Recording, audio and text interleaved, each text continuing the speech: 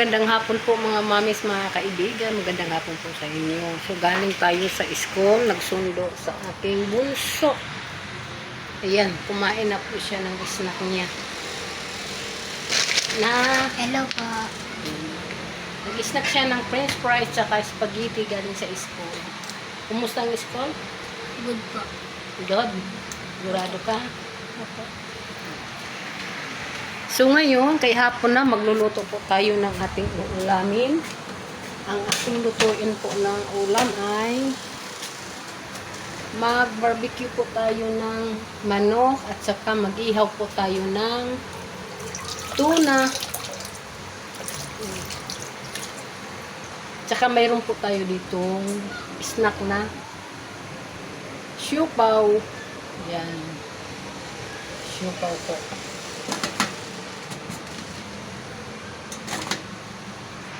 Yan po ang ating barbecuehin ngayon. Hita ng manok at saka itong ating tuna. Binabad po natin sa tubig kasi sobrang tigas. Nilagay ko kasi sa freezer.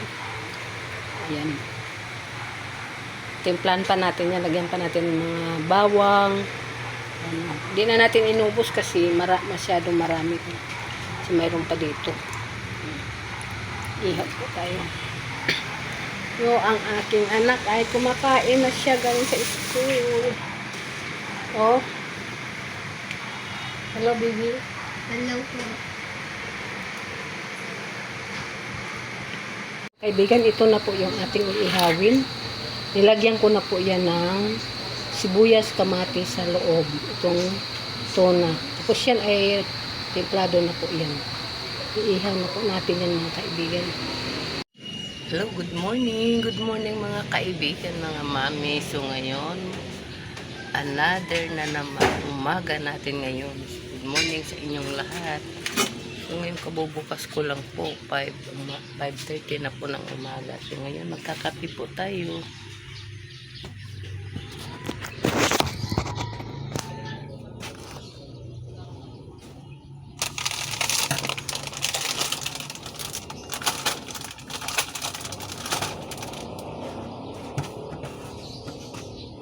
Magkape po tayo mga kaibigan, mga mamis. Medium aga pa po.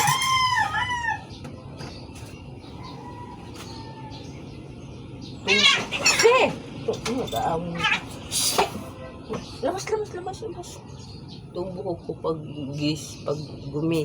gising ko ganito, mang fly away. Sa paghiga, pero madali lang. Diba? Gaganon lang ng kamay o.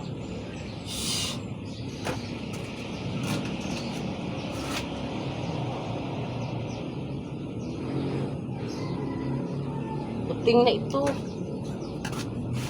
Nag-aaway na. Energy po ang ating gagamitin. Oh, good morning. Ang aga mo nagising. Ayan, aga nagising, dapat tulog ka pa. Good morning. Good morning. Alas 12 pa pasok mo, tulog ka pa. Antukin kanya mamaya sa school. Ha? Timpla ka na ng gatas. Bigyan ka ng gatas. Ha? Na. Ang aga nagising ng kaliit ko, dapat magising yan ng 10 ng umaga, alas 10 ng umaga kasi ang pasok yan ay 12 pa. Napaaga ang gising lang ngayon. Mabay sa pagising ko.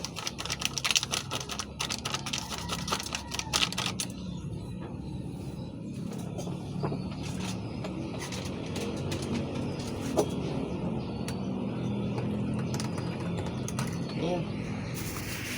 Nagtimpla po tayo ng ating kapihin. Energy.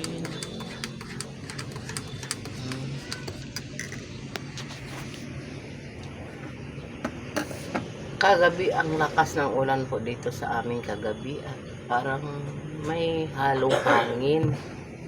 So kala ko po ay kasi may bagyo po daw. Kala ko po may bagyo. Ginseng shampoo. Anong shampoo? Sunshine. Sunshine. Mayroon dito.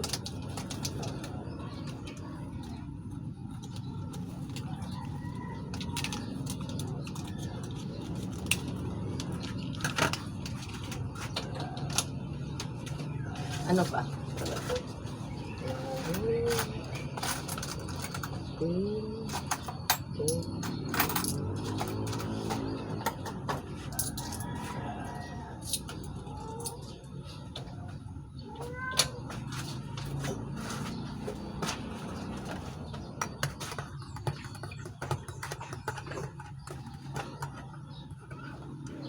Ngayon para ang ganda ng araw ngayon kasi ano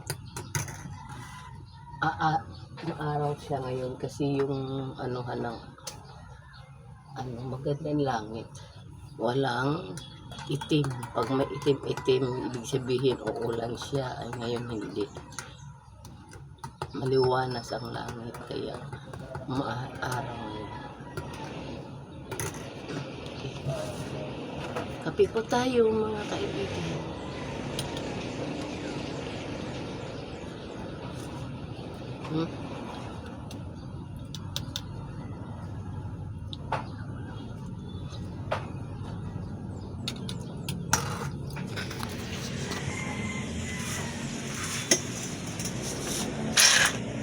Mag-order pa po tayo pala ng mga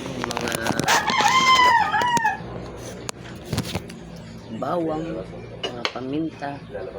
Mayroon po kasi sa akin nagsusupply ng mga halimbawa yung mga nirepack na po ng mga bawang, mga paminta, mga tawas, chlorine, yung ganun. May nagsusupply po sa akin. So ngayon mag-order po tayo sa mga kaibigan. I-chat lang po natin para ihatid po nila.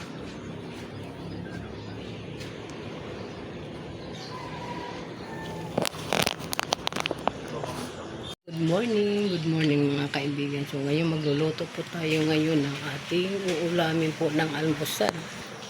Magluluto po tayo ng adobong manok. Dami po nating hugasin dyan, oh. Ayan, pero mamaya na po natin hugasan yan pagkatapos natin luto. Para isa na lang po yung ating pagligpit. Pati yung sa mga nilutuan po natin ngayon, sabay na po natin yung paghugas. Yan. Mag-isa na po tayo.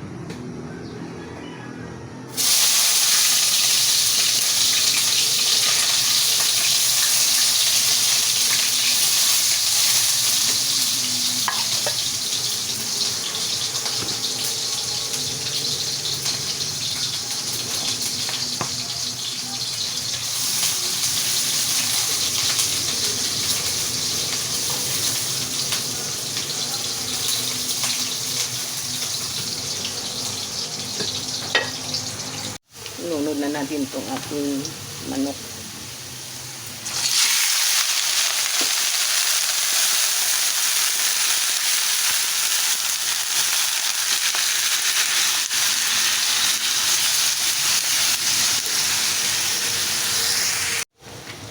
Lagyan po natin ng suka.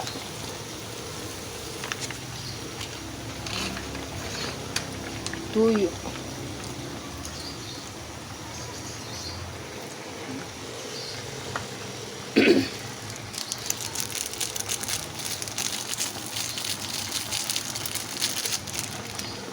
Paminta, laurel.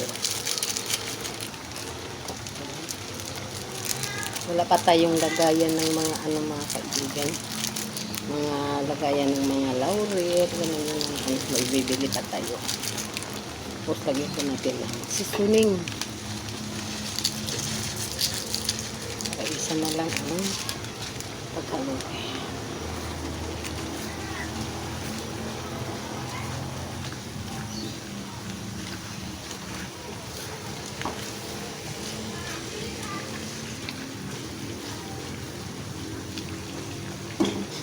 Takpan po natin yun.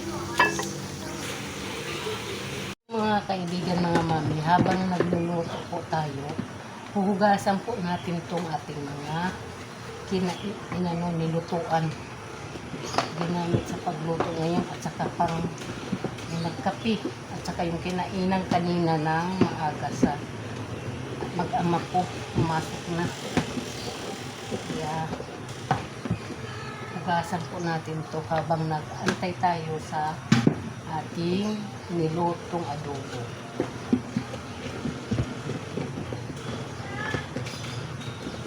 Mamaya-maya magluto pa tayo ng baunin ng anak ko, estudyante. Yung hinahatid ko po, baunan ko po. Lutuan ko pa po ng pancake at saka burger.